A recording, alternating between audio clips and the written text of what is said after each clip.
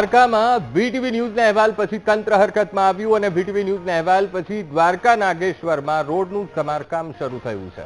બિસ્માર રોડનું 30% જેટલું સમારકામનું કામ પૂર્ણ થયું છે અને રસ્તા પર મોટા ખાડાનું સમારકામ કરાતા મુસાફરોને હવે રાહત મળી છે।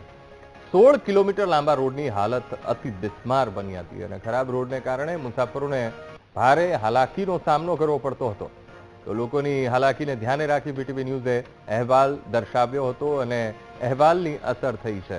તંત્ર હરકતમાં આવ્યું અને આ રોડ એ નવીન કરી દેવામાં આવ્યો છે, ખાડા પૂરી દેવામાં આવ્યા છે અને સમારકામ પૂર્ણ કરી દેવામાં આવ્યું છે। તો અમે આપને બે દ્રશ્યો ટીવી સ્ક્રીન ઉપર બતાવી રહ્યા છીએ। એક બિસ્માર રોડની એ હાલાકી, લોકોને કેટલી મુશ્કેલી અવરજવરમાં પડી રહી હતી। બીજા દ્રશ્યો વીટીવી ન્યૂઝે અહેવાલ પ્રસારિત કર્યો હતો કે મુસાફરોને કેટલી હાલાકીનો સામનો કરવો પડી રહ્યો છે અને તરત જ તંત્ર હરકતમાં આવ્યું અને રસ્તો બનાવી દેવામાં આવ્યો।